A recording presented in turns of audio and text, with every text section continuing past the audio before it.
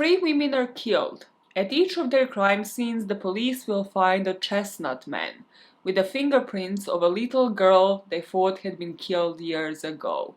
That is, until now.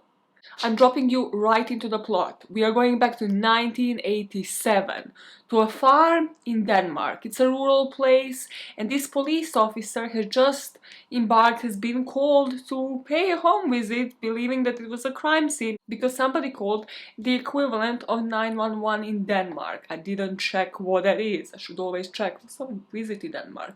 You see, as visitors, we don't think of these thought processes. Like, how do you call firefighters, police officers on the scene? That is not really prevalent at this very moment in time, Maya. He has been called for duty, somebody called him, something has happened on this farm. And it's kind of like a utopian scene that he encounters as he's walking past like these dead cows and dead farm animals. And as he's walking through the house, he goes into this one room and sees this fireplace, and on top of it is just a line of these different Chestnut Man figurines, looking quite like this, without the wing. Why does this one have a wing? Yeah, so they're just like lined up, looking all like chestnutty and shit, and that's the last thing that he sees before he's smacked the back of the head and he drops to the ground. And then we go to present day. We are in October. I don't think the show states which year, but we are in the present day. Oh, just one more thing before we meet in the present day. You're kind of led to believe that this scene might not be relevant, like, because there's, I think, 6 episodes in this series, and for about 5.5 you're like, why was that the first scene? Like, do we ever wrap that up? But when the police officer is kind of inspecting this farm and he has the gun drawn before he gets smacked in the back of his head, he sees this little girl hiding in that room with the chestnut figurines, okay? It will all wrap up, that's why I'm mentioning it. So, we're in the present day. We meet the family of the Minister of Social Affairs in Copenhagen, in Denmark. This woman's name is Rosa Hartung, and she was supposed to return to work that day after I think she had taken like a year off due to the murder of her daughter. We don't find out much about that situation as of yet, but we hear it on radio broadcasts like TV news, and also you kind of see people ring up her husband being like, where is she? Is she coming? Is she returning today? Because she seems to be late.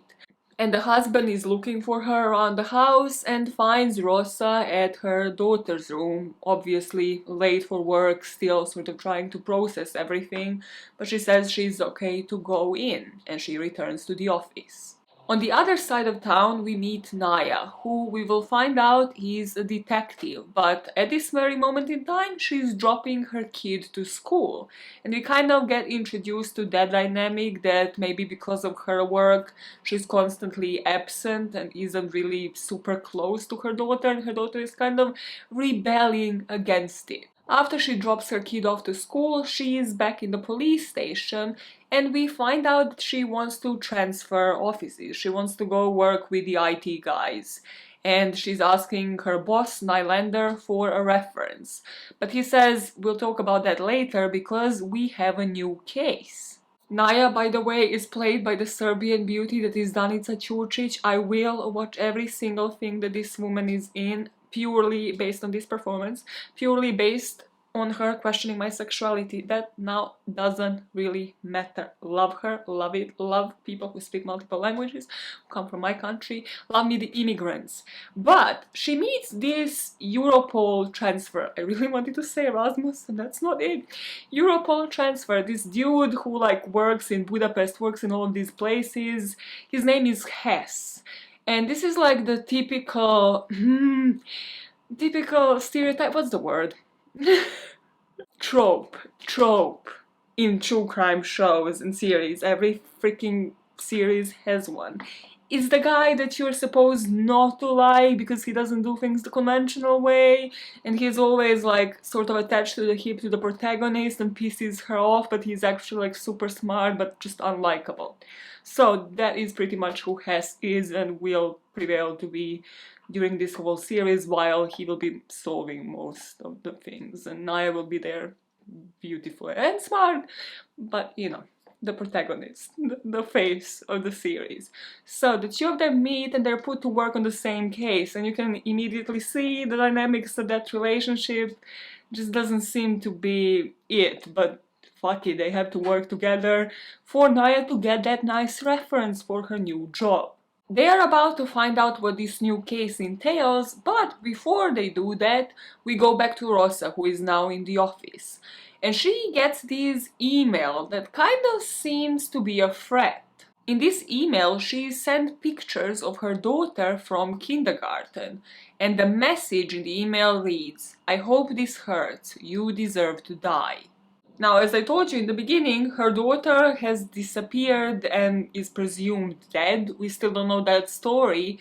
But what we find out from the discussion Rosa has with her PA, this Instagram account that the pictures seem to be taken from has also been taken down in the couple of weeks after Christine, Rosa's daughter's disappearance. So whoever took snaps of these pictures has held on to them for about a year.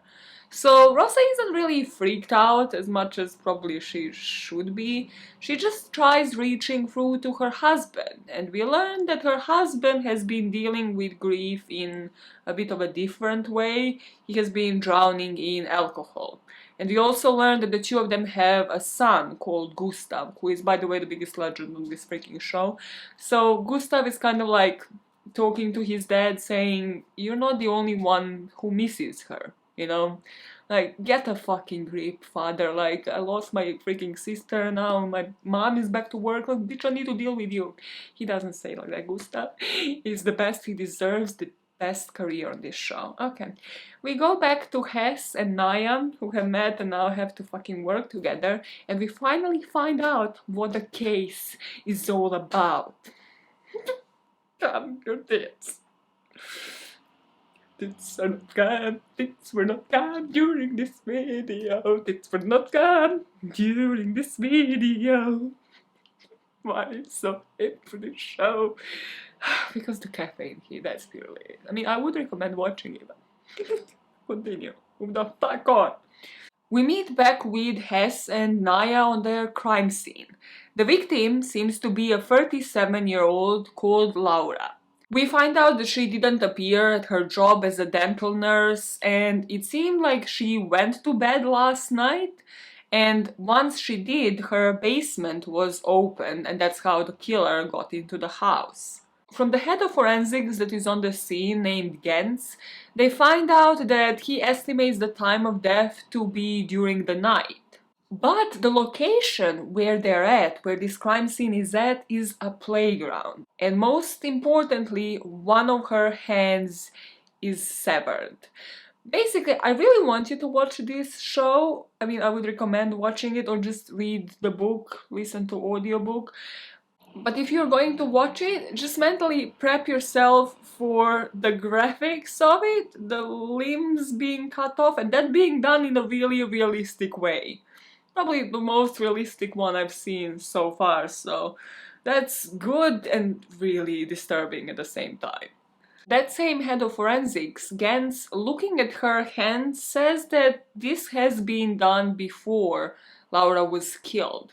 So it seems somebody attacked her at home, maybe chloroformed her, got her unconscious in some way, dragged her to that playground, cut off her hand there while she was still alive, and then made her fight through her binds before she was killed. And it also rained during the night, so that washed away most of the evidence. And Naya, as she's kind of walking by the scene, trying to figure out is there anything out of place, spots a little Chestnut Man figurine just near Laura's body, but perfectly placed on the ground. I have just dropped you into the plot of The Chestnut Man, which is this Netflix series that is currently being broadcast for about a week or a couple. I don't know when I'm gonna post this video. It is a Dutch series, I believe, but it is shot in Copenhagen, in Denmark. I don't know the logistics of it, I don't know who it is really produced by, I know who the book is written by, I'll put it on the screen because it is based off of a book. And I also know that Naya is now my customer service agent name. So if you contact my company, you're not asking for Maya, you're asking for Naya. I'm doing it purely because I love this actress and I feel deep sexual connection between us, but also because I'm questioning my own identity crisis, and that isn't going well so far. I'm so confused and so on edge every time I contact a customer under a fake name, purely so they don't find me on LinkedIn, and also, again, because I'm too attached to my name and I'm testing that in general. I would suck as a spy, I would suck at it so badly, but it is not about me.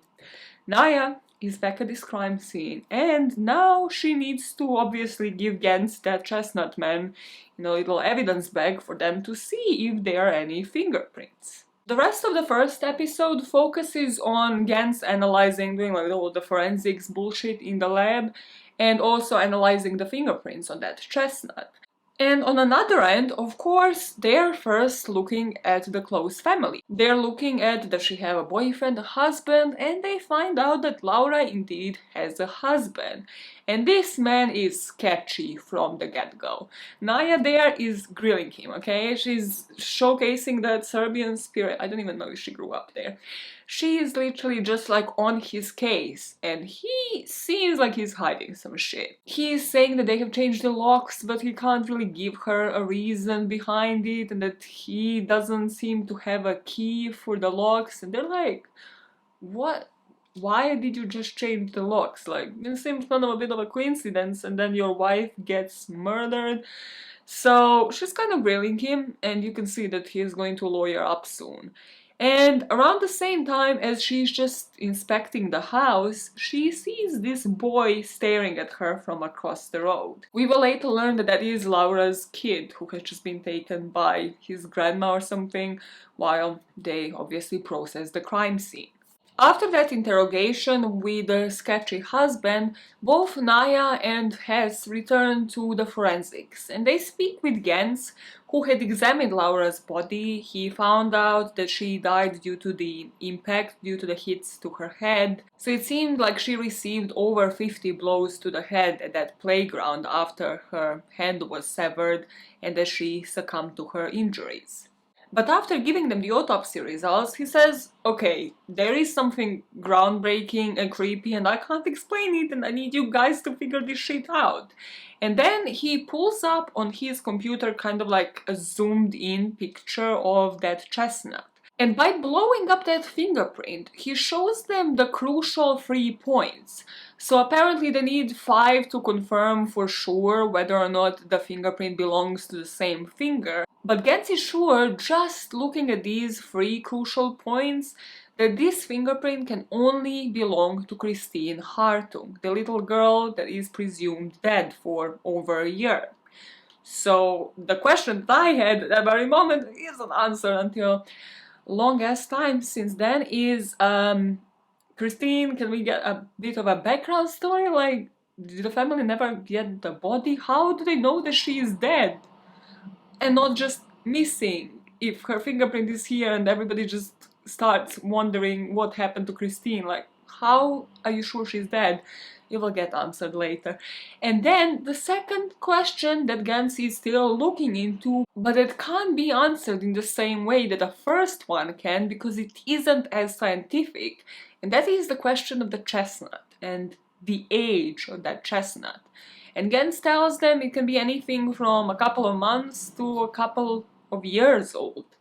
So, of course, one thing means that Christine might still be alive and that they might have a wrong man behind bars, that they might have fucked that case up.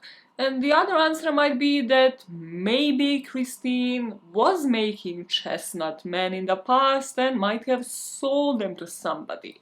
So of course this is where Naya and Hess's minds go. And against Nylander, against their boss's rules, they go to the house of Rosa and her husband to question them on that. And they're just like, never mind the fact that we found a fingerprint of your daughters on this chestnut, on this crime scene.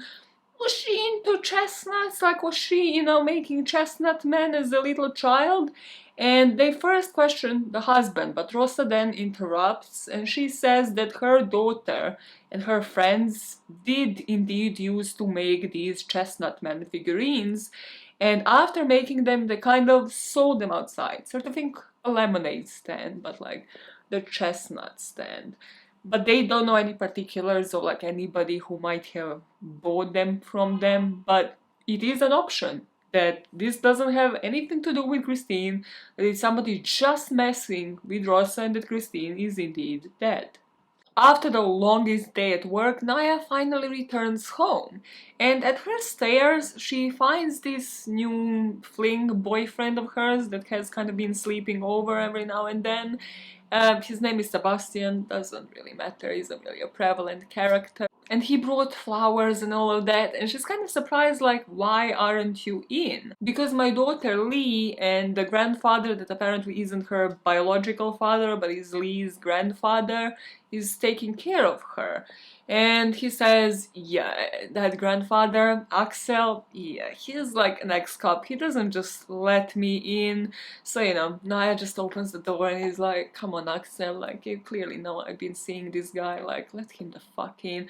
Everybody's reproaching her for taking ages at work, why didn't she switch to IT department, to cybercrime yet? Axel is there like, I love taking care of Lee, but you are her mother, and she's just like, oh, fuck's sake, fucking hate this day already. So they sit down, eat, and while they're eating, Lee, Naya's daughter, brings out these chestnuts, like, to play with them. She's like, oh yeah, we need to make chestnut men for a school project. And it clicks with Naya that one crucial person that she didn't interrogate rather yet, is the son, is Laura's son, the victim's kid. And of course, it is the most illogical step, the thing that she does next, because the kid is clearly grief-stricken because his mom just died this morning, but she decides to go and visit him and ask to speak with him. And at that same time, Hess had the same idea, so he appeared on the scene. We don't really know where the kid is at this point. I think he's in some sort of hospital, institution. I don't really know from the scene. It just seems like they have to ask a nurse to let them speak with him. And when they walk into the room, this kid is playing a video game, and it seems like he doesn't really want to talk.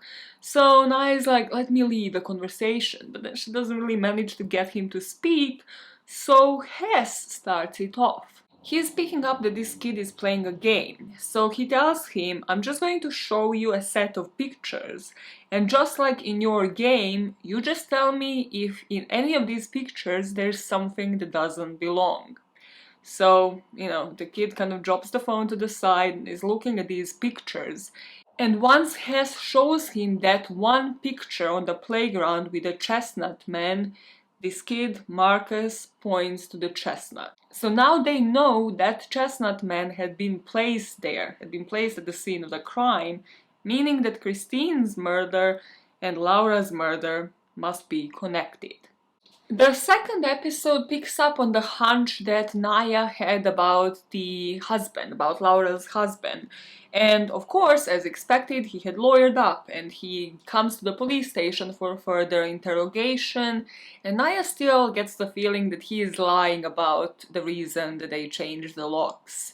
That he just seems shady in that aspect, but once she shows him the picture of the chestnut man, it just doesn't resonate with him. She doesn't think that he is behind it purely because it just doesn't seem to have any significance to him whatsoever. Meanwhile, Hess is convinced that this has something to do with Christine Hartug's death. So he looks at the forensics. We find out a bit more about Christine's case purely because of Hess.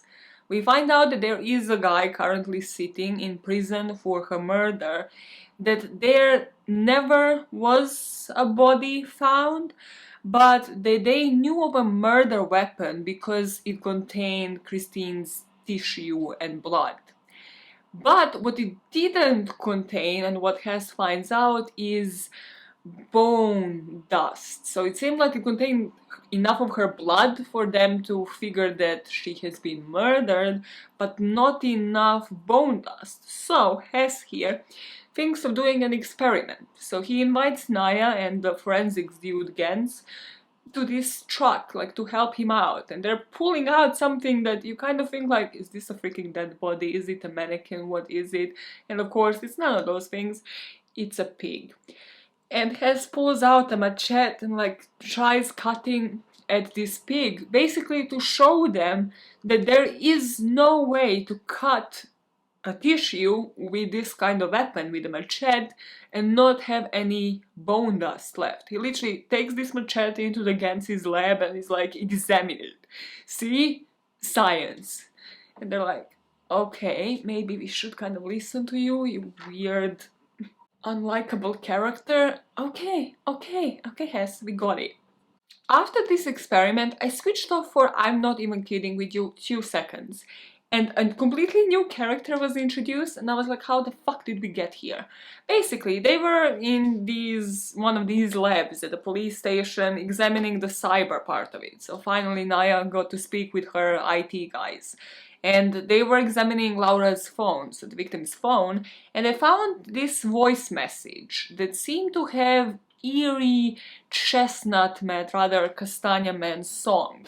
It seemed like Laura was on one of those Halloween performances watching her kid perform the day before, and somebody was there, unbeknownst to her, recording them singing. And somebody sent this voice note to Laura. And maybe that lured her out, we don't really know the context. But what is important is that they trace that voice message to this rando's phone. So they track this random guy. I was like, what just happened?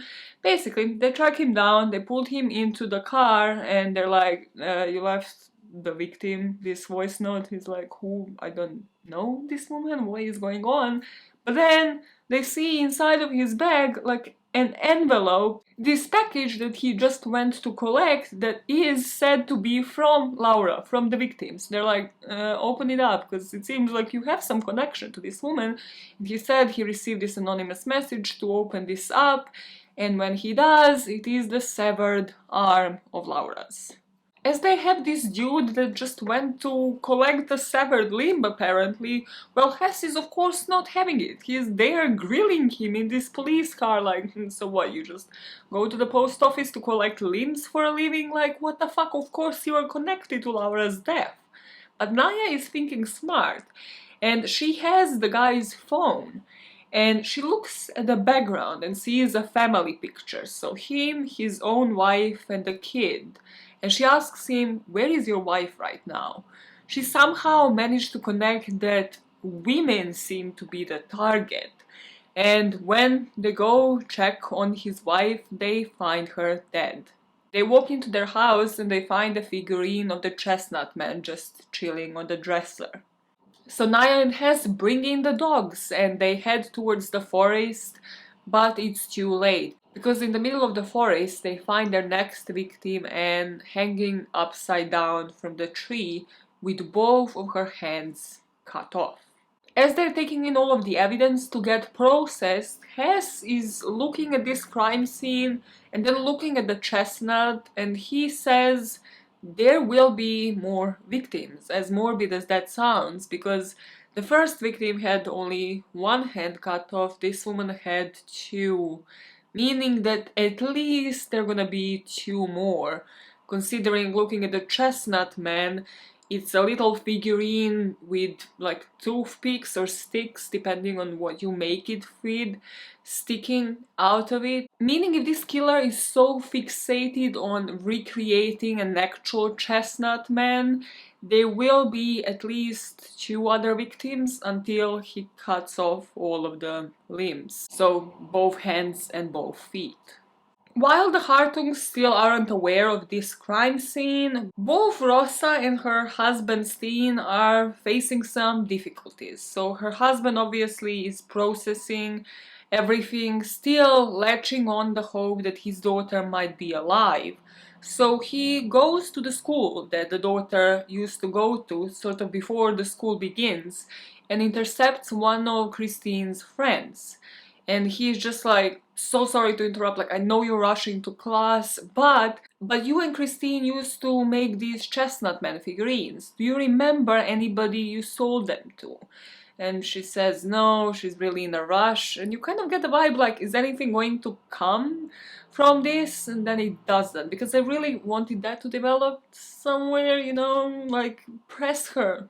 Just like, or get the police to actually look into her friends. I was like, why is nobody following any common sense here? But it's probably because that doesn't really lead nowhere. They just pissed me off. Anyways, Rosa is in the office, and as she's going in, she sees that somebody spray painted murderer on her car.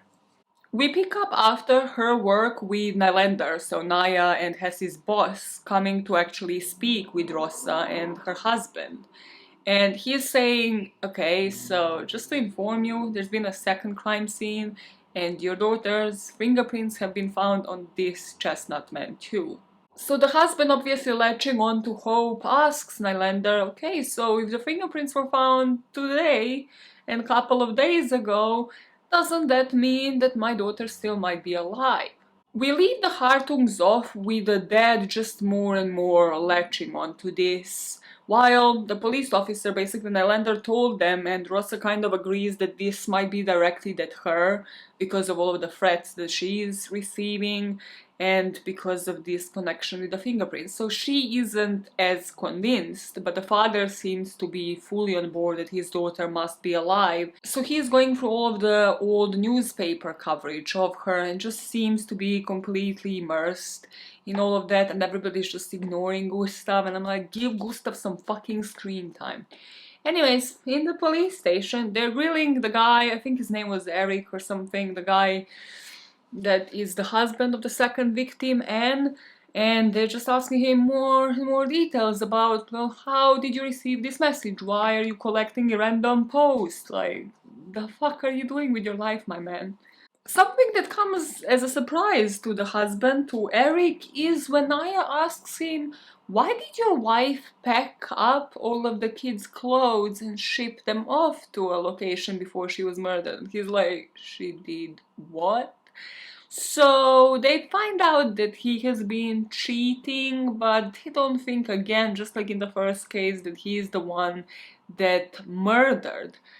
But they're trying to find the connection. So Naya also asks him about this other discovery that she found out in their family home, and that is a lot of dried up blood underneath the stairs. And Eric is like, oh, silly you know, I just went to collect a severed limb, so of course I can explain the dried blood in my house.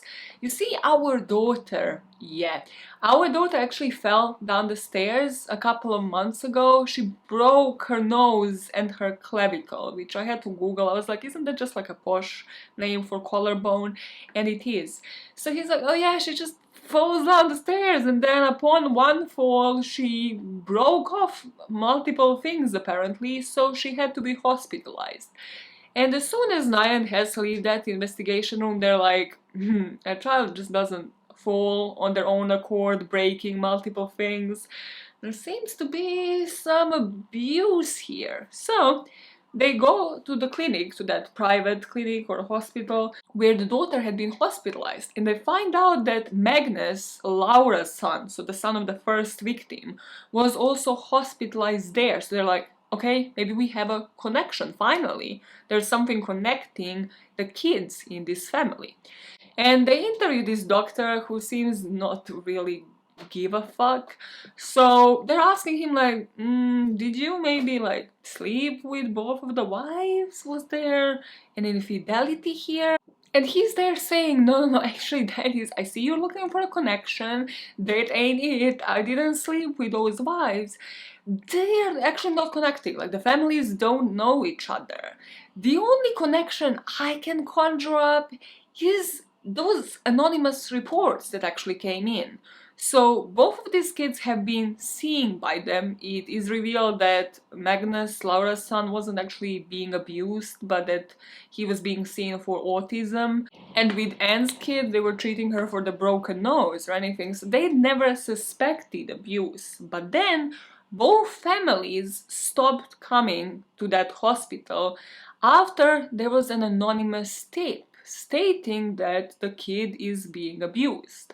So with Magnus, with first victim's child, they looked into it, but they never found any signs of abuse. So they just gave up on it and rang back the social services saying, it's nothing, it's just somebody filing an anonymous report. We looked into this and investigating it in depth. So of course, Naya here and Hess get the fuck out and they're like, okay, let's go, social services, check all of the anonymous tips. And literally Hess is bringing like files on files, like 100 freaking boxes to the police station saying like, hey, bring us all of these interns, bring us all of the freaking newbies. We need to go through all of these anonymous reports. There's so many of them. And now we kind of know what they're looking for. So a mother with a small child where people have neglected any anonymous reports towards. They're trying to see who the next victim is. Because if you remember Hess thinks at least there's going to be 2 more. Now, this is the moment where I looked up the Criminal Minds wiki because my ears perked up. Because at this moment you have enough information to figure out that this might be what Criminal Minds refer to as an injustice collector.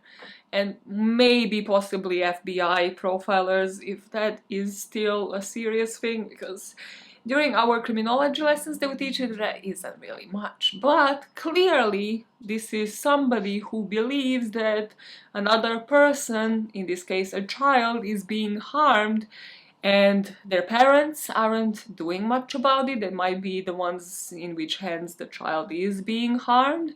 So they are looking to seek justice on behalf of the bullied, the victims.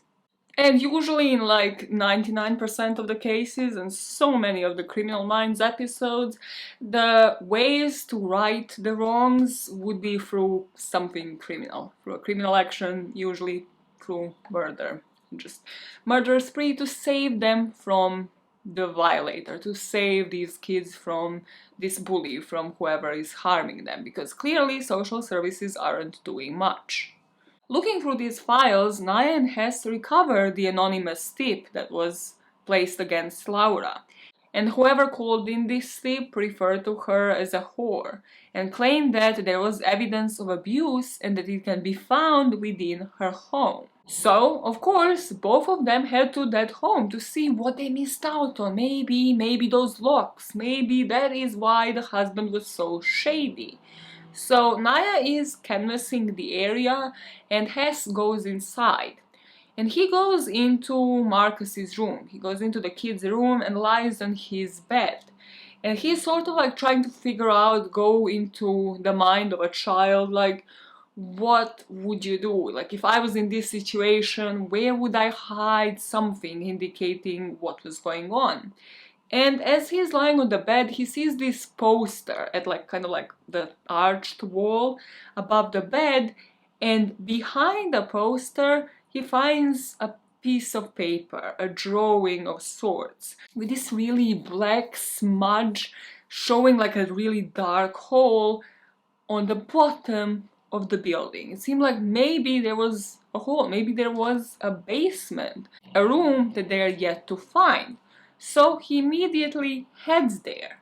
As he gets into this shed-like room, he finds a grate underneath his feet, and he figures there must be a room underneath. So he sort of pulls up the latch to open it up, and as he is looking underneath him, he sees a small desk, a bed, children's toys, and also a camera. And as he lifts his eyes, he sees a man who was until then hiding and has now attacked Hess, pushed him down that hole, shut that latch behind him, and left him knocked out. But luckily, Naya was still around. Naya, who now reached the location, points a gun at this man and she realizes it's the father. It's Laura's husband.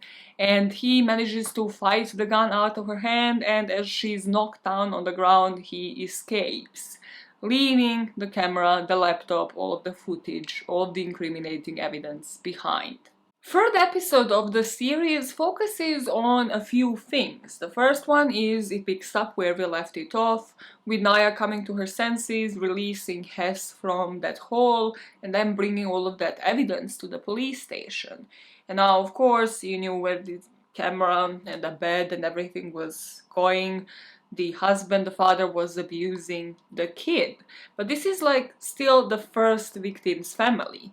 So either they're thinking this man is actually the perpetrator here, he killed his wife because she found out about the abuse of the kid, and that is why she must have changed the locks without him knowing. But then, in that situation, why would he kill the second victim? There's no connection there. So that kind of leads us to believe that somebody else did, and somebody else knew of the connection. But that is creepy and also to a next level, because how would they? How would they know of all of this abuse going on? In this episode, we also briefly kind of touch upon the relationships, the dynamics between those, because of course they're affected because of the toll that Naya's work is taking on her. She finally breaks up with this Sebastian, and he really doesn't like the fact that she has just broken up with him, but fuck it, he'll deal with it. So that happens. And also Rosa's husband is saying he's gonna finally stop drinking and also is going to stop looking at his daughter's death, but we know that he won't because he's still heavily researching into every single article, looking at all pieces of evidence, fully believing that she is still alive. The main focus of this episode is going back to Naya and Hess looking through those social security reports. Looking through these documents, they find another 5 potential reports based on like the linguistics, the language used, handwriting, all of that. So they figure out these 5 have been made by the same person. But looking at the previous victimology, mothers of small children or women within certain age range, they find 2 potential victims, and they decide to focus on one in particular, because yet again it seemed recent enough and it seemed like nobody really acted upon it.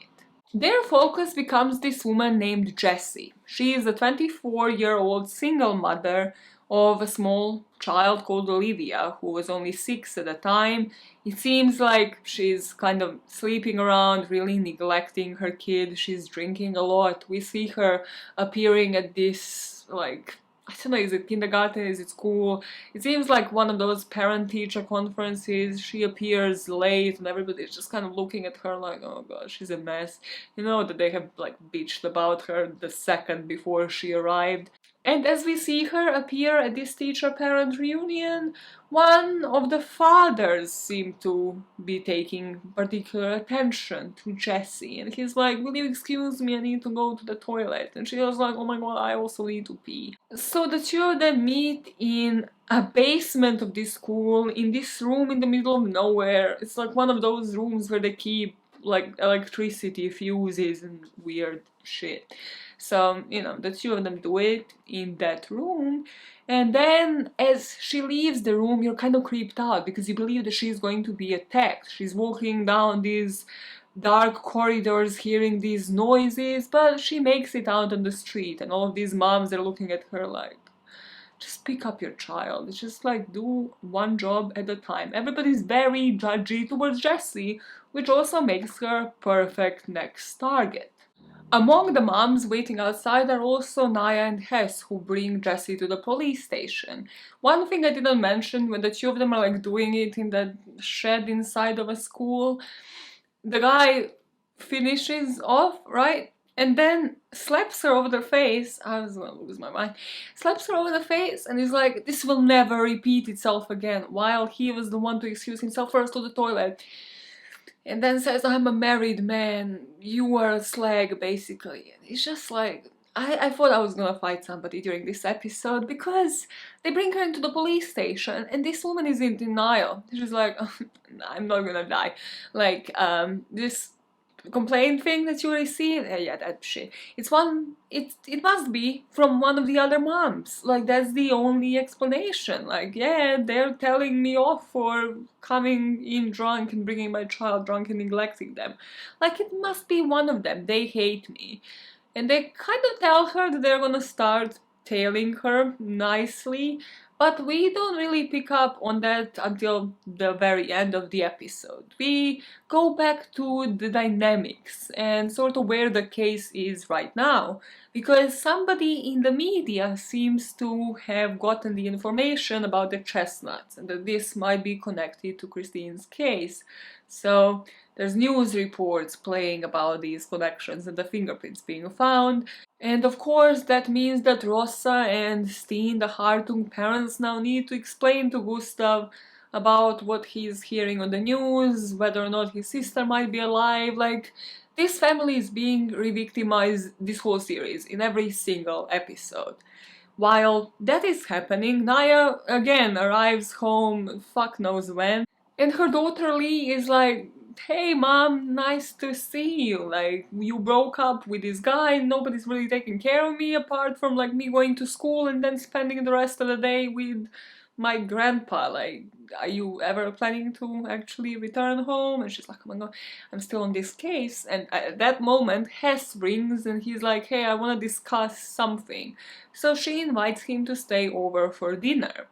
And as she is like washing up, doing things in the kitchen, she overhears her daughter and Hess speaking. And her daughter asks him, of course, desperately, trying to find a boyfriend for her mother, because Lee actually recently had to do one of those family trees for school, and she only put, well, her mom and I think a pet on it, so she just wants her family tree to look bigger so that she can talk about it more in those school presentations. So she's asking Hess like, oh hey, do you have a girlfriend? And he confesses to Lee, this small girl, that he was actually married, but that his wife died in the fire. And Naya just isn't like interrupting, she's just there like overhearing, like, okay, cool, and then she rejoins them for dinner. From that point on, we realize that she has actually called Axel, the grandpa, to take care of Lee as she goes out for the night.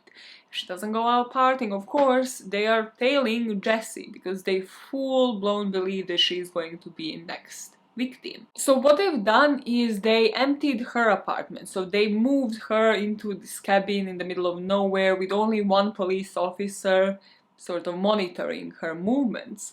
And nobody knew of this location but the people within the police precinct, everybody on this stakeout. And they left Naya in Jessie's flat, and Hess is observing from like a flat across the street with binoculars. So about an hour into this stakeout, they see this figure with a hood on, suspiciously moving down the street, then climbing up the stairs of this apartment block, and they're like, Naya, this is it. This is who it is. They're coming to attack. Just please, gun out. Draw the gun out, and as they do, and as the police officers tackle this man down right in front of Jessie's flat, they pull that hood up and realize it's the guy she has been sleeping with on the school premises. And he is there because he received a video of the two of them doing it, as if somebody was there, right there, maybe in the same room, recording the two of them on the school premises. Meaning somebody's blackmailing him and he thinks it is Jessie. So he sort of came to scare her, you know, so that she doesn't talk and reveal that he's a cheater to his wife because he's such a family man. After this settles down, after they send him off home, Now Naya is spooked, so she rings the police officer that is left with Jesse at the secondary location. And we see that in that hut, on that secondary location, the police officer heard some noise. So he went outside to check that noise. And also then Jesse just followed him, because this is like the white person movement in every horror movie, where they're like, the house is haunted, we should definitely purchase it, and then the whole movie is based on this. Like, completely illogical decisions. Like, you left her with one police officer, and then he goes out, leaving her alone, and then she goes out to follow him to figure it out herself. So, of course, they drive to the location, and they found that Jessie has indeed been killed. I don't have to tell you how many limbs are gone. It's both of her hands and the foot, and of course they found another Chestnut Man on the scene. And also, this might be a good timing, if ever, in this episode, for me to explain, you having a manic episode, is this what this is? For me to explain the concept of the Chestnut Man, because I wasn't fully understanding it, okay? I know I'm dumb, I know all of the Europeans are judging me. But listen, back home in Serbia, okay, it's not like in many countries up north, mostly Scandinavia really. I haven't heard people do this, but apparently according to the articles online, you do in Germany and again most Scandinavian countries up north. Basically back home, we do like our chestnuts, but we like to eat them. So you will find like vendors on the street selling chestnuts during this time of the year, so like September, October, November, during fall, selling warm, like hot chestnuts, and they do taste nice. I'm not like, wow, obsessed with that shit, but you know, it's not like here in the UK where you don't really find those. But apparently that isn't what people do up north, or maybe they do, but this is what they're mostly obsessed with, because there's YouTube videos on this. If anybody has done this during their childhood, please call me out on this and explain it in better detail, because there's no like cultural background on this online. There's YouTube videos on how you can decorate your Chestnut Man, what to use, different kits to buy online to use to make these Chestnut Men.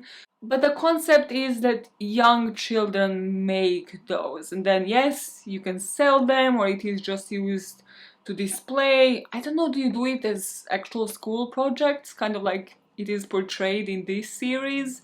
But they can be really cute, you know? You do use sharp objects as children to actually make the holes within a chestnut. Something like a screwdriver or scissors, or there are kits apparently, so I don't really know at what age children start doing them. According to the articles online, in kindergartens and then preschools, in Germany, in Latvia, in Scandinavian countries, and apparently both adults and kids do it as like a bonding experience. You go into the forest, you gather the chestnuts, and then you work together with your kids to create these cute little animals. And there are childhood stories on them. I found a little acorn man in Latvian that's called Zilks. And also then, just like in this story, there are songs about them. So yeah, if anybody wants to elaborate on that part, because that isn't truly the part that I fully understand, please feel free to do it, because so far I know it's like cute little figurines, so it isn't as creepy as the movie makes it, and definitely doesn't have anything to do with limbs, again, as this series, not movie, makes it seem. Okay, I just thought I should explain, because I was lost when I went into this. I was like, oh, this is like a thing that people just know of. We just eat ours. So, cool, we pick back up in that story. In episode 4, we pick back up with Lee just desperately wanting to stay with Axel, not really wanting to stay with Naya, because she realizes there isn't really a point. Like, Naya would just return home once Lee is already asleep. You know, she just wants to stay, and then Naya can visit at her own convenience until she moves to work in cybercrime and actually can take care of her daughter, because it seems like that relationship is unreliable. And Naya is like, okay, cool, listen, we'll talk about that later. I mean, I'm not really arguing with that right now, but just again, gotta go back to work. She returns to Hess, and Hess is again in the next level stress zone. Hess has not smiled during these 6 episodes. He scares the living shit out of me, but he is focusing on everything that he might have missed out on. Now, thinking about that experiment he had done with that machete and the bone dust not being there, he's looking at the time of Christine's disappearance and then matching that with Linus, the guy who is in prison for the crime, with his alibi to see if that ever checked out. And he actually manages within the evidence box to find this video footage, to find the footage showing the supposed killer of Christine Hartung literally on video with a timestamp when she was supposedly missing. So he shows this to Naya and says, we need to pay him a visit in prison. Like, I definitely think by now that they have a wrong man and somebody is fighting on the outside or is actually responsible for that crime from 1987 and his crimes, and this guy is just chilling in prison for the crime that he didn't commit. When they visit him in prison, Hess is really leading this interrogation and he's asking him like, okay, hey, so where were you during this time? And he says he was just driving around, he has obviously kidnapped Christine and then killed her, and they're like, but this is a video, like we have a snapshot of you during that time. And then he just goes into this zone of singing Castagna Man, like Chestnut Man, the fucking hymn. And then he says, oh, the Chestnut Man, yeah, he had chosen me to do this. And Hess at this point loses it. He just snaps, he just starts fighting Linus, like out of desperation, because this case is just stagnant, it's just not going anywhere. And of course then the police guards walk in, Naya is kind of like trying to fight them off, to separate them, being like, mate, like you're gonna fucking be removed off of this case, like, and you are kind of knowledgeable, an unlikable dickhead, but knowledgeable. The only thing they get out of this visit was that Linus, so the supposed murderer, claimed that he actually realized when the machete was found that he was part of the Chestnut Man's plans. Based off of that, Naya and Hess ask Gens to go into Christine Hartung's file and to send them all of the evidence that they have had there, because if anybody showed this guy anything, he might have just confessed. Maybe he was in cahoots with the Chestnut Man. They need to look into all of the evidence that they have on the case to figure that out. Meanwhile, what nobody knows until that point on is that Rosa Hartung, you know, the social services, the minister, whatever her title is, she is actually conducting her own investigation with her PA. I mean, they have the access to all of these databases because Rosa is technically the minister of that, like social services and all of that branch. So that's why she thinks she is being targeted, and also that's why she has the access to all of these files. And she has been looking with her PA into all of the cases in the past where somebody might have think that she had wronged them. Like if she is the target, which she thinks she is because somebody's clearly threatening her and using her daughter as kind of like a bait, well, who would it be? Who would have reasons enough to want to harm her? And they find this file on a 28-year-old nurse called Benedict. And her child was actually removed from their family home by the authorities after she suffered postnatal psychosis. And after the kid was moved, they had a lung infection and soon have died. So of course there is a strong motivation here for somebody to want to harm Rosa over this. Because of her child's death, because of that trauma, Benedict was actually staying at a psychiatric institution and she was released just before all of these attacks and murders started happening. So as Naya and Hess come back into the police station and they're chatting with Gens, speaking about all of the files in Christine Hartung's case and how they want to revisit all of them, somebody actually tells them, oh, hey, yeah, Rosa's PA actually called like a while ago and they said they have a suspect, so maybe you want to go check that place out. And they're like, why the fuck hasn't anybody passed us this message? We could have done that urgently. So they go to Benedict's flat and they realize she is actually living with a boyfriend, but they don't see any pictures of him, so they're trying to figure out who the hell the boyfriend is.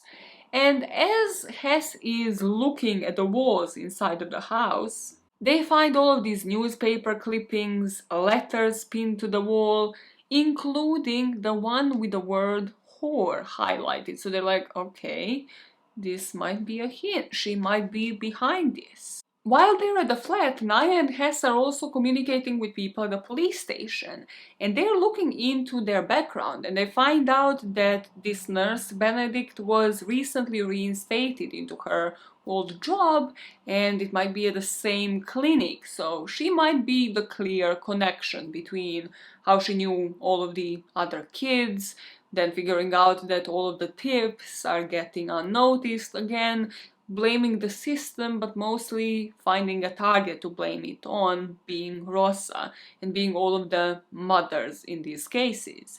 And then they're looking into who she's living with in this flat, and they figure out a bit too late that the boyfriend is actually Rosa Hartung's driver. And this particular driver is currently driving her son Gustav, and the two of them pick up Benedict, and Gustav doesn't really sense what the hell is happening until they're like in the middle of nowhere in this forest. And the two of them start arguing, both of them get out of the van and Gustav is kind of listening in. Both of them now out of the car, the driver is saying we don't have to hurt him, this kidnapping might not be such a great idea. And as this nurse takes this blade out and is apparently about to open up the door to the car, well, they see a car approaching them in the distance. Then we leave this scene, we move back with the family. Rather to our family, like Naya and Hess, because Hess is now very suspicious and investigating all of Rosa's colleagues as well, to see who the fuck hired this driver, who allowed for all of this. So he goes to interrogate the PA and also this guy Frederick, the colleague of Rosa's, who was kind of looking shady. Like, this guy literally just appeared in this series, his phone seems to ring, he seems to be avoiding all of the major questions. The only thing we find out from this conversation was that Rosa was actually adopted. But we don't find like any further information now, because Gans calls in and says that he thinks he managed to locate where the vehicle is. These two make it to the scene, they find Gustav safe and sound, and they find both Benedict and the driver murdered. It seemed at the first glance that Benedict might have snapped because the driver wasn't allowing her to find Gustav from what Gustav was saying, and then that she killed him and then killed herself. So it was kind of like a murder-suicide situation. But Hess isn't buying it. He checked the driver's alibi for the night that they were having that stakeout and that Jesse was murdered, and he seemed to be working for the Hartung family. And also, it just seemed like somebody like Benedict would have targeted a child. So yes, she would have targeted Rosa for her to feel the same way, but it would be one single targeted attack. They didn't see the connection between the two other murders. It didn't seem like she was actually connected to those two families. She only wanted to go after Rosa because she thought Rosa personally harmed her and was responsible for her child's death, so she started dating a guy that worked for her in order for them to kidnap Gustav. After Benedict and the driver's death, they look into their autopsies, and the pathologists that performed them couldn't actually determine Benedict's cause of death, as if whether it was indeed a suicide, they're saying like it could have been inflicted by somebody else. So now Hess is there like having a nosebleed, he's a freaking mess. He's thinking, I should interview Linus, the guy that is in prison for Christine Hartung's murder, again, to see what is the connection between Chestnut Man. Because it seems like there's a Chestnut Man, right? And then there are like pawns in his scheme. He still doesn't believe that this was done by Benedict and the driver, as in the kidnapping, yeah, sure, but he doesn't think that all three other crimes are connected to that. It seems like somebody is really a mastermind behind all of this. But when they go back to Benedict's and driver's flats, they find this freezer and they find all of the limbs belonging to the victims that were cut out on the scene of the crimes, just preserved. So of course Nylander, their boss, just tries to close that case. He's like, I mean, the two of them must have bought the chestnuts. You know, the driver worked for the family. Fuck the fact that he had an alibi. Fuck the fact that the nurse wasn't connected to anybody. Like, case closed. So is that where the show ends? No, of course not, because there's like 2 more episodes, okay? Listen, never question whether a Serbian person will stop with their resilience. They will not. Am I doing the Casper thing again? Why does this thing hit right into the camera? Doesn't matter. Episode 5 has a strong opening. It's so eerie. I fucking love it. We are in West Zealand, which, again, I felt so dumb during so many points in this series, so I googled it and it's in Denmark. It's not like a part of New Zealand. I mean, it also is, but here it is in Denmark. And we go back to 1985, so 2 years before the first crime on that farm. And we meet these 3 children. They're literally in the middle of their huge garden, just making these chestnut men, singing Castagna man, and then, you know, you see a family come out of the house and the mom of the house is like, Rosa, can you like come inside? And she does, and the other 2 kids seem to be like, I don't know, suspicious or just like weirded out by the fact that Rosa is going inside, and I'm like, oh god, if this goes into sexual assault again, I'm gonna lose my fucking mind. So Rosa goes into the house and we figure out that it is Rosa Hartung indeed, and that these are her parents, and they just told her, we are planning to adopt the twins, so the 2 kids that are sitting outside making Castagna Man with her. And she's like, yeah, that's great. But it's such an eerie atmosphere. You're kind of like, does she want them adopted? Does she not? From that flashback, we are brought into the present moment. And of course, Nylander has shut the case. You know, Gantz moved on to work as the head of forensics on other cases. Naya is moving on to cybercrime. And Hess is moving back to Bucharest or Budapest, somewhere in Europe. And as he does, you get the feeling that these 2 people don't believe that they have had the right people all along. Both of them believe that the Chestnut Man is still out there, lurking and just looking maybe for his next puppet. So they decide to focus on the person that is still alive. Well, Hess does. And he asks somebody in the police department to forward him all of the crimes that Linus was searching, the guy that is in prison for Christine's murder. Everything that he might have searched online. And by requesting this, Hess is sent an email containing images, crime scene pictures, all of the evidence from the crime from 1987 on that farm. This next part is done brilliantly. So Hess is on a plane or a train or wherever the fuck he is. He is looking at these pictures and he realizes there's Chestnut Man figurines at the scene of that crime.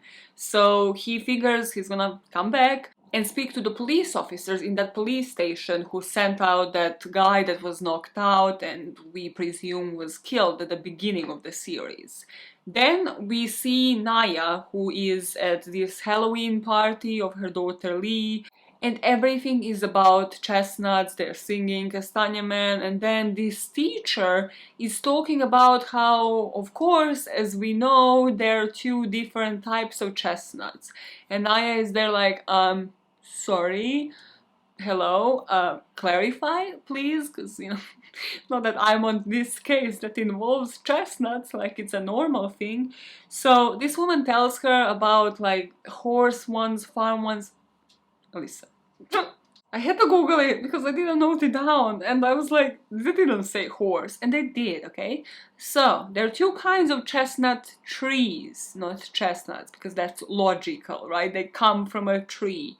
So there are sweet chestnuts that contain nuts that you can roast and then eat, which is what we do back home. And then there is horse chestnut. That is also called buckeye, and these horse chestnuts can be a bit poisonous and also can make hard seeds that some people use to play a game of conkers. I'm not looking further into this. Why are there so many things connected to chestnuts? I will never look at the chestnuts the same way again after this series, you know that, right? Again, it's not about you. Back to that. So she then decides, of course, logically, that she has to leave that performance, the Halloween party, and she's like, sorry Lee, gotta go again, I'm leaving you with the grandpa Axel because I just found out about different types of chestnuts. And you're like, where? Fuck this.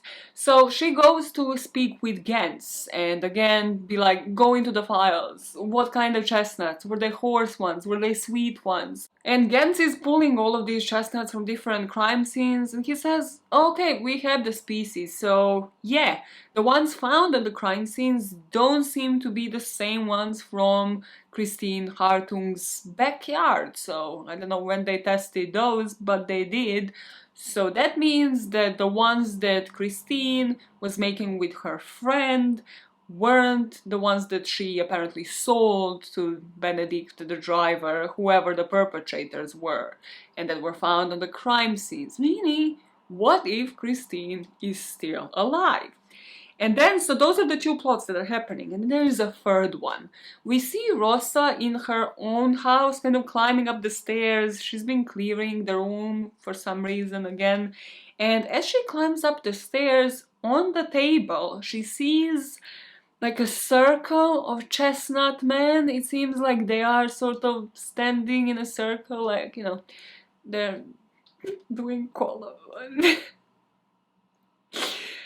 Like they're gonna dance in a circle, you know, like you do at Serbian weddings, and then you break the plates, and then you dance to turbo folk music. It's just chestnut men in a circle. And at that very moment, when she sees those chestnut men, which you know what I mean by now. You know that they indicated death. You know that this person is looking for another victim because of the limbs situation and the fixation of the chestnut men. She gets a text message. In this text, she is told, if you want to find out what happened to your daughter, appear at this location during this time. So she realizes she has a couple more hours and she goes back into her office. Her job, by the way, at this point is kind of like at a balance because I'm not even going into the dynamics of these things because I don't find them super important for the story, but because of, well, all of the threats, because of all of the news publications, and the scandal that that is bringing to the government, and also her husband went publicly on the news to say that he believes the daughter is still alive. So due to all of that, she's kind of figuring that she's gonna lose her job soon. So because of all of the access to the foster services, everything to do with social services that she has through her job, she decides to go back to the office with her PA and to go back onto the system to find out who these kids that she is having memories, flashbacks about, she seems to be dreaming about are. Because she clearly remembers the moment from the beginning of this episode where her parents have pulled her into the room saying, we are going to adopt these two people. So where are they now? So we have those three plot lines developing. So let us go back to the first one. Let us go back to Hess, because he jumped off his train, plane, whatever the vehicle is, and he went back into the Orum police station, the one where they sent a police officer in 1987. And they're closing down for the day, you know, it's like 5 p.m. They're like, we done. I know with the police, but we done. And this police officer is kind of just leaving through the door. He's like, come tomorrow. Or I think it's come Monday because it was Friday. And he's like, listen, bitch, your friend? Yeah. What you think happened to him? your colleague, the police officer, that's not what happens. So this guy is intrigued, like he wants to go to his house and chill on the couch for the weekend, but he's like, what is this man saying? Like, nobody really questioned this crime. So the two of them sit down and they have like files, all of the evidence from the crime in 1987 in front of them. And this police officer tells him, okay, so this is what we encountered on the scene. It seemed to be a foster family on a farm. They weren't really taking good care of the farm. They weren't really doing well financially, and they seemed to be taking foster kids because of the payment that you get once you foster these children. And on that day, when my colleague was called in, well, the mother of the family was found dead in a bathtub. Our police officer was found dead in the basement where all of these chestnut men are that you see in the pictures. The father of the family was found in this shed. It seemed like he shot himself after he killed most of his family. And the two teenage kids and the pig seem to have been shot with the exact same weapon, with the exact same gun. What they uncovered from the crime scenes were the tapes. It seemed like the two twins, Toke and Astrid, were kept in a dungeon. The wife would always be behind the camera, filming the husband abusing the kids. And the boy, Toke, seemed to have suffered in particular. They'd lock the boy, Toke, up, and they would lock him up in this room with chestnuts, where he would be making all of these chestnut men as a coping mechanism. And that is why that police officer found all of these chestnut men upon entering the house. After he sees the videos and chats with this police officer, Hess questions him more and more about why are they so sure that the dad was the perpetrator, because both of the kids apparently survived and both of them would have had a motivation, it seems. So this police officer tells him it is because everybody has been killed with the same gun, and also it appeared that, from the position the gun was held, that the father could have committed the suicide part of this murder-suicide, but that just didn't sit right with Hess, because he's thinking, why would they leave the people that can blame everything on them alive? So he tells this police officer that he thinks one of the kids, most probably the boy, is responsible for this, and that exactly because of this he has the motivation to go after everybody else. So he's asking for further information on them. What do they know about them? And this police officer says to him that the twin sister Astrid has been in a couple of psychiatric facilities and they think they know where she lives now, but the boy has just not been heard of. After the age of 18, he changed his name and he is basically a ghost. Nobody knows where this boy is now. Hess now further and further questions this police officer, what about their background? Why were these kids adopted by this family? And this is where we kind of see all of the stories collide. Rather, we see Rosa remembering this part and then Hess and the police officer discussing this particular part. What happened is, so after the twins were adopted by Rosa's parents, a couple of weeks later, she actually pulled her mom into the room with her. And we see that Toke, the boy, is kind of spying through the crack that he has heard and seen where she is about to tell her mom, and we hear clearly that she is about to say something significant about Toke. Then she whispers into her mom's ear, and her mom kind of says, are you sure about this? Because you know what this means. This means we are going to need to seek help for them or give them back to foster care. And Rosa says yes. She's aware of the consequences, and as she hugs her mom, she locks eyes with Toke, who is in the corridor, looking through the crack of the open door, and we figure that whatever she has just told her mom is actually false. Maybe she was jealous about the twins, maybe she just didn't want anybody to be living with them and she wanted to be the only child. But because of this, we find out from the police officer that is talking to Hess that these twins have been adopted with that farm family, that abused them, filmed the abuse, and has heavily impacted those kids. Well, I went for a chocolate break. Let me finish my Tony Chocolate, which is like a super overpriced chocolate. I just tried it for the first time. I went to have a chocolate break because this next thing creeps me out. It doesn't make any sense. So, well, I'll just say. So, hear me out. So, hear me out. Hess is still with a police officer, right? In a police station.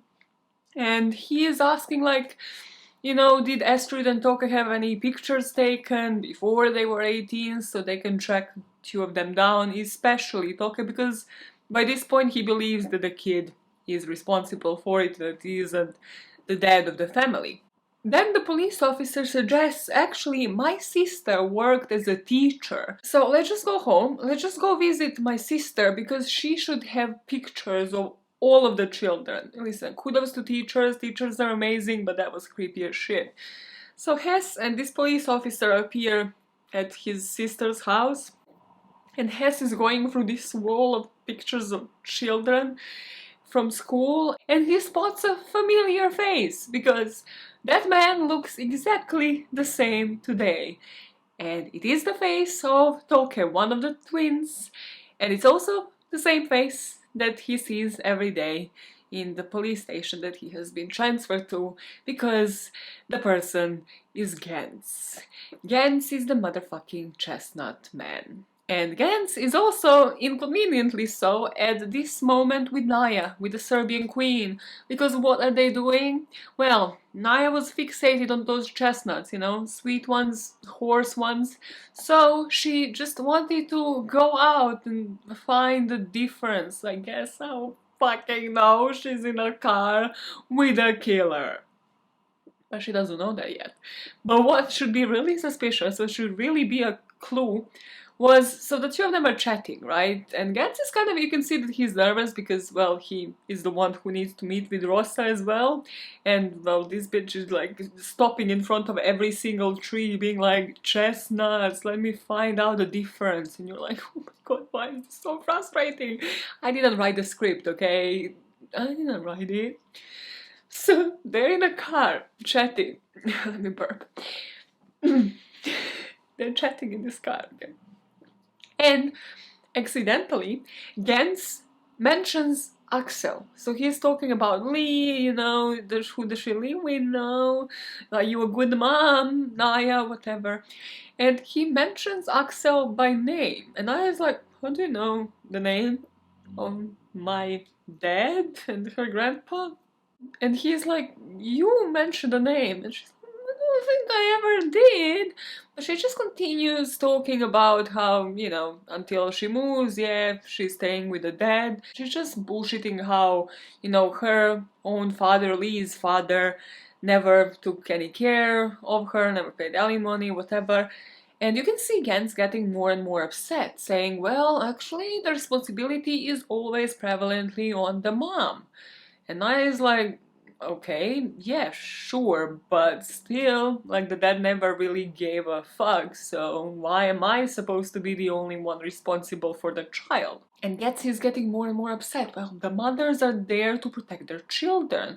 The mothers are most important. The mothers should care. The mothers shouldn't just believe anything. And like, you're kind of creeped out, and Naya just doesn't get the message. She's like, stop the car. And you're like, oh my gosh, she's gonna get the fuck out, finally. But no.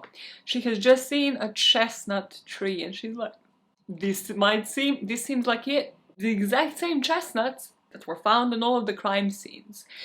And somehow, unfortunately, she's right. But yeah, she gets out of the car to examine this chestnut tree. Apparently suddenly she's an expert in chestnuts, even though 10 minutes ago she didn't know the difference between the two of the kinds, species, whatever. And Gans is there sitting in a car like, fuck, I need to meet with Rosa already. But luckily for Gans, this also seems to be like the exact location of where his old family house is. So basically, from that chestnut tree, you just drive into like a driveway, and then you see a whole ass farm. So Naya So Naya here is observing, examining the chestnuts from this tree, and she's like, wait, I see that driveway as well. Let us drive all the way to that house in the middle of nowhere, because what if the killer lived here? What if they use this as their base? And Gans is there like, sure, whatever you say. So they literally drive there, middle of nowhere, where you think nobody will find them, and they just park up their car in front of that location. And as Naya pulls out her gun, sort of like goes in, takes it out, sees if anybody is there, as she walks into one of the rooms, you see Gans shutting the door behind her, and just as she turns around and figures out what is going on, he puts chloroform over her mouth that also came out of nowhere, and she's knocked out and tied up by Gans. Because that appears to be the exact same location where Rosa is to appear for their meetup point, she shows up on the location and is just literally speaking with Gans, who she doesn't recognize because she was never in touch with him. He was always sort of like, you know, in the back doing forensics. So she's asking him, where is Christine, Toke? Like, you know, I don't know, you were my half brother and then I accused you falsely of doing something inappropriate. And as she enters the kitchen, she encounters Naya there being tied up with the tape over her mouth. And Tokyo is like, well, this is just like when we were children, there's chestnuts on the table. And we all screwdrivery thing to make holes in there is like, let's make Chestnut Man. Meanwhile, Hess, on the other part of town, is trying to figure out the location of this farm. And this, again, because I didn't write this book, or the script, or the series, isn't really made supposedly clear. Maybe I black out when I watch foreign shows with subtitles on, but from what I gather, he doesn't find out the location like from the police officer, which would be a logical thing because he just spoke to the man. No, he finds this location out by going through Gans's shit, like going to see who his next victim might be, because apparently he can't connect that it's Rosa. Fuck me. Listen. And finds that he uses a picture of his young sisters of Astrid when they were younger as a bookmark, and in this picture there's a whole ass farm in the background, and he's like, hey, let me drive around. So he drives around. As I told you, this place is in the middle of nowhere, it isn't visible from the streets. He comes upon the same chestnut tree and he's like, it's right here, and you're like, how the fuck? It's been 0 cents. But hey, now Hess is there as well. And as Hess makes it through the door, the situation inside of the house has changed up a bit, because they were making Chestnut Man, or weren't, because they were both kind of tied up eventually. But now we realize that Rosa has been chloroformed and she is in the basement of this house, tied to this gurney, in a way, the operation chair, right? Is that what gurney means? Anyways, as she's there, our Serbian queen Naya is conscious upstairs in a bath.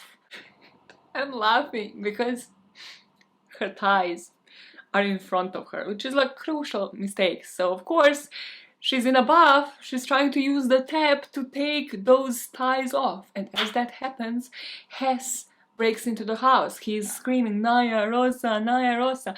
And downstairs, what is Gans doing? Well, of course, going for the limbs to complete this mission that didn't make sense in the first place, but in his head it did. So he just starts off cutting Rosa's hand, and you're there like screaming at the freaking screen like, somebody just save them all.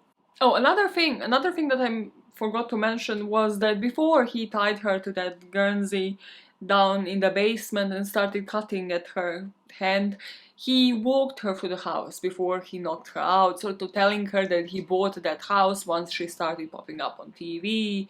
It especially triggered him that she works in that area, not just that works in social services and all that, but is the minister after what she had done. So he bought the house where he was victimized as a child. in order to seek revenge. That he killed all of the other victims as well, and he's walking her through the house being like, hey, this is where we live, this is where I was abused, this is where I used to hide and make the Chestnut Man. And she's like, wow, this is great, I will not survive this ordeal. So we pick back up where Hess walks into the place. Jens from downstairs hears Hess calling for Rosa, calling for Naya, so of course he knows the ins and outs of this house. He manages to hide behind Hess and knock him down and sort of bring him to the basement. But Hess does reveal that he has tipped off his boss, so that everybody is headed for this location. While that's happening, Naya manages to free herself because again she was tied the way that she could free herself, okay? I'm not complaining about it, but it's just, come on, don't make it so easy. So she frees herself, and in order to save everybody, she goes back outside to the car to get Gens's gun.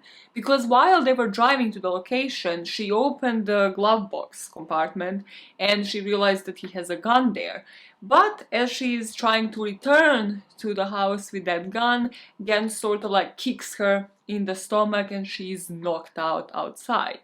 Then we see Gens going back to the basement, wanting to burn them all alive. And of course, there's Chestnut Men everywhere inside of the house. It's so fucking creepy. So there are some in the basement. You see him on the cameras, because he has cameras everywhere also. You see him pouring the gasoline. The two of them are knocked out in the basement, Rosa and Hess. He pours the petrol everywhere around the house and then lights up a match. And you see everything go up in flames. And at that moment, Hess comes to his senses and he finds that saw that Gens tried to use on Rosa. He like tries to unleash her from the Guernsey and also to cut at the bars at the only window in that basement to free both of them. Just in the nick of time, he manages to do that. The two of them jump out of a burning building. And then he's calling Nylander, he's calling his boss like, oh my god, where is Naya? I think she's in his car, he's going to kill them all. He needs another victim to complete this sick mission of cutting the limbs off. And well, he has her in Naya partially, because of the whole bad mother perspective, somebody sort of neglecting their own children, which is such a prevalent topic, may I add so, even though this is a sideline and the plot is about to literally expire upon us. It's such a prevalent topic in all of these. Once you figure out it's like about injustice collector, it is this type of criminal, and they never really exploited it. I mean, it's good because you still keep thinking about it if you are like deep into true crime and understand the psychology behind it. But also it only pops up literally in the penultimate episode and you're like, this could have been done a bit better. There's plenty of things could have been done a bit better, including this next bit. So, okay, Hess and Rosa are saved, right? And then the police, ambulances, everybody's there to figure out, is Rosa's hand still attached, and help her out. Meanwhile, Hess is just gone into the wilderness to stop Gens and Naya, who are driving. Well, Gens is driving, Naya is knocked out behind in the car, but then she wakes up and you see Hess in front of the car that is driving towards him, trying to point gun and shoot at the tires to stop this car, and at the same time Naya from the back seat tries to strangle Gens and to swerve the steering wheel, so to like jump into the front seat, swerve it around. And due to all of that hassle, the car ends up in a ditch. And the next scene you see, Naya is unscathed, no injuries, no scratches, but Gens is impaled. I can't do it. I can't make this shit up. I can't make this shit up. I love this series and I hate it at the same time. So he's dead. I mean, okay, before he expires, they try to milk the information on Christine out of him, but of course, he's literally impaled for like the heart. It's quite graphic. All of it is quite graphic because it's Nordic, Scandinavian series, and it's their dark humor at life. So, of course, he doesn't say anything. But at that same instance, it just happens that his phone starts ringing. And they pick up on the scene of the crime as he's being impaled, may I add again. And there's a girl, a woman rather, on the other end hearing the sirens. So she figures, okay, he's dead. She hangs up the phone, takes out the SIM card and like cuts it into pieces. The police works quickly to figure out where that phone call was placed to, and soon you hear the sirens and you see Astrid's home being surrounded, her being tackled, placed to the ground and arrested. And for some reason, Rosa and her husband also appear in the car around that area, but they don't really go inside. The police does, and you see Rosa and her husband seeing somebody who would be of their daughter's age come out of the forest, and they are reunited with Christine. And that's kind of where the series, the first season of it at least, ends.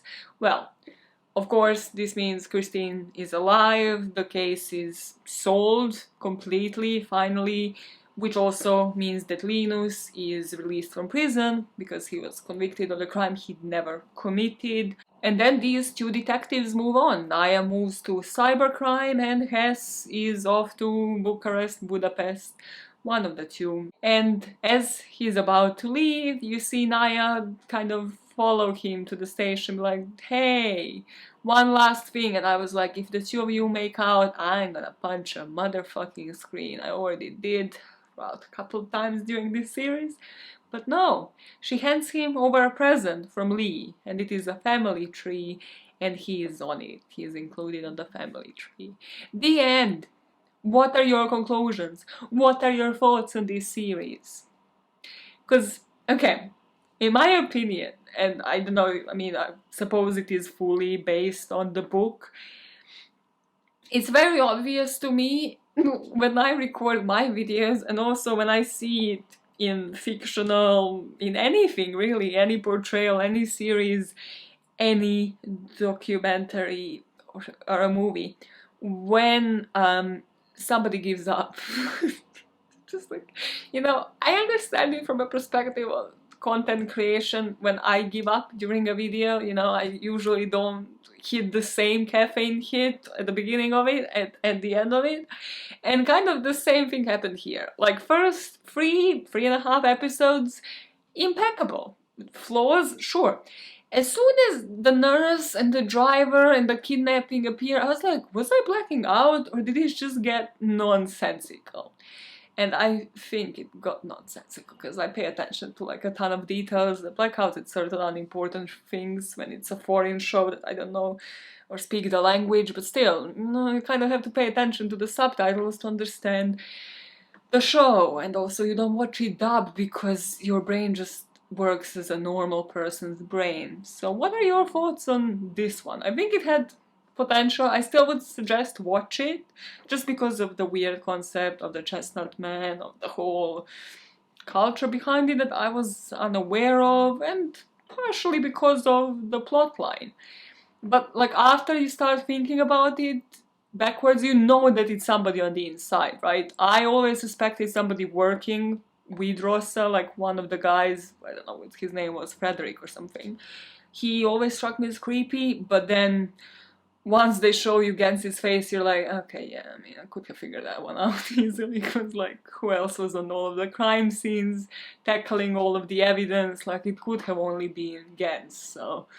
That and the whole, like, trying to patch it all around, I was partially impressed, would partially suggest watching it, or maybe reading the book, maybe the book is better.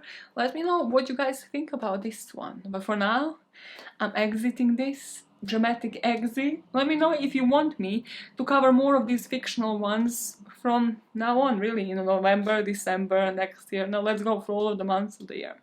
You know what? Is this a European thing? Or is this done in the West? You know your knuckles on your hand? Is this how they taught you to count months? Rather, which month has 30 versus 31 days? Like January, February, March, April, May, June, July, and then August, and then you go back. You see? So July and August have 31 months, and you know it because of the fucking knuckle. I will see you shortly. Later. In a couple of days, really. Okay, you're gonna burn more of the chocolate. You're gonna vomit this chocolate. So gross. So gross. Chestnuts. I do miss eating chestnuts sometimes. Okay. I think this is it. I think this is enough for today. I know it's hard for you to say goodbye sometimes when you are really hyper for no fucking reason. But yeah, go watch the Chestnut Game. Or Chestnut Game. You meant to say Squid Game, not Chestnut Game. That would be next level. Exit this video, right? What do they do? What is conkers? I suppose it is to do with like... That's marbles. That's literally playing with marbles. I'm gonna Google what conkers is, and then you're gonna be like, wow, she's so dumb. Has she ever played like a game as a child? Maybe not. I was on the swing. I was swinging on playground. Don't come for me. As a child, who would have? Only you think like this. Only you are a pervert in this situation. Bye, guys. Bye.